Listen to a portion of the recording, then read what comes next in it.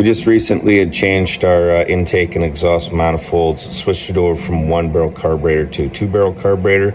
And when we did that, one of the bolts in the back there is basically goes into one of the water jackets. So when we removed the nut, didn't want to come off the stud, but it brought the stud with it, and then the coolant was all leaking out the back and down.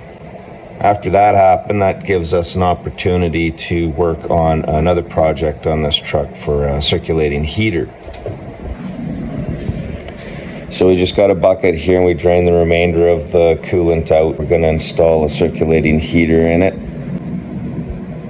I'd installed this style circulating heater a while ago and it didn't work as intended because I made a couple mistakes. The biggest mistake being is that there's this loop. You don't want that. You want a straight run hose from one connection to the next. What happens is you get air inside there. It'd be an airlock and it doesn't work properly. So the reason I did that was because we have this connection and this connection and they're so close together that I couldn't really run the hose. And another mistake too is that this one here is actually higher than that one. I know that in these vehicles, like if you're going to get an A body or something like that, your two heater core pipes are side by side and they come out the top here. But in my truck, one's at the top, one's at the bottom. So another mistake with this circulating heaters is that we need this lower than what it is. I tried to install as low as I could off of the fender here. Because of the size of it, this is like the only place I could really put it. Anyways, it needs to be installed lower, and in fact, I do believe it should be installed at the same height or lower than the lowest coolant jacket in the engine. Another thing to note is basically how our cooling system works initially. So we've got our water pump in there, right? So then here's the big hose. It's going to be pulling from the hose and then it pumps into the engine. The top hose here is going to have our thermostat. When the engine reaches to temperature, it opens that thermostat and then the coolant is let by. It comes into the radiator, goes down through the radiator, gets pulled through from the pump and back into the engine. So this little hose here, the pump would be pulling from there. So then it'd be pulling from our wherever it's connected onto our heater core over here.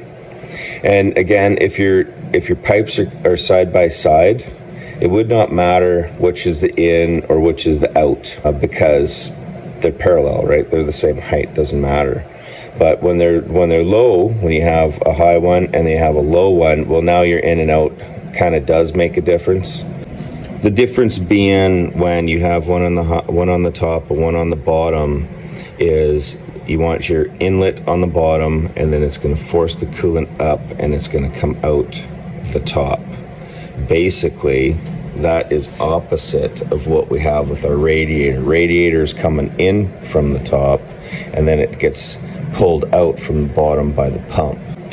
I do believe the reason for that is because when you're coming in from the bottom and it's going up to the top and out, air wants to rise, and therefore I think that helps discharge the air in the system.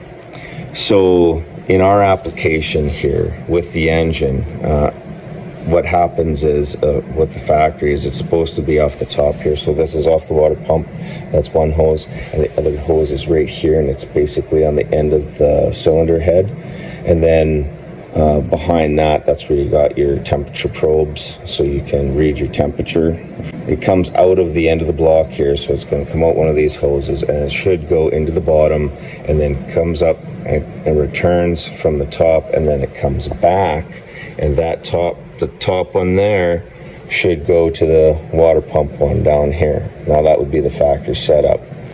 Now that we want to introduce our circulating heater, and if we were to follow that same logic by the factory flow, we would have our inlet right here, and that inlet would come from the cylinder head and come down, and it would go into the circulating heater, out the circulating heater, into the bottom, comes out the top, and then it would return back to our water pump. And that's how I hooked it up. I got it hooked up from the cylinder head here, comes down, goes in to the circulating heater. It would go in the bottom, come out the top, and then that top hose, which is this one, this is disconnected. This one here goes back, and then it gets connected to the water pump. So I've basically followed what would be correct for the factory routing of this stuff for the engine, right? Like I'm having difficulties with this thing working properly, and I think the three reasons are: one, this is mounted too high; two, we've got that loop in the hose. That's the biggest problem, most likely.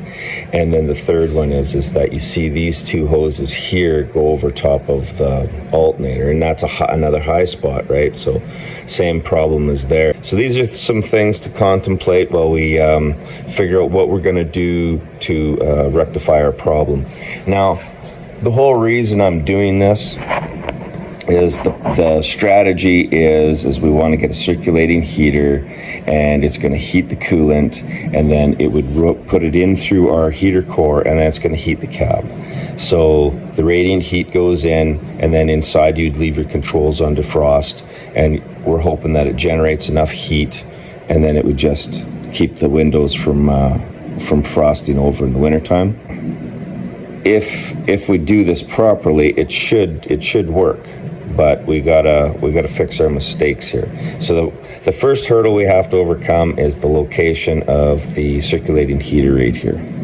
Now we need to move it lower. Okay, so our problem down here is we have all of our suspension right in here, and basically that circulating heater is right above that, and we can't bring it down because all of this stuff is in the way.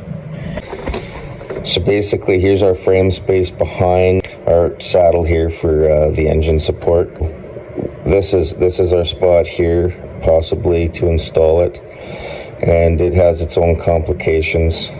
And because we're right close to the cab here, so basically, if we were to say this is our limit zone, we've got from there to here to install it, and it's not straight. It's like, you know, the frame curves down, and I would like to install that circulating heater horizontal and level. The other location is going to be on the front side, right in here. We've got lots of space in here. There's no other stuff to really get in our way like we had down in the behind there with fuel lines and stuff like that. So this might be a better location to install it onto the frame, but the problem with that is we want to have a shorter run hose from the circulating heater to the heater core so we can maximize our efficiency. So that brings us back to right here again. So those are our two options, and then of course if we mount it into the frame here, I do believe we're low enough, then the last thing would be the routing of our hose. So if we look up there's our hose, and it'll have to come down here and then hook into the circulating heater, and we want basically as straight as possible, no kinks, no high spots, no loops, nothing like that. So we'll go back to our circulating heater, and we're going to take a look at that and how we're going to try and make this work.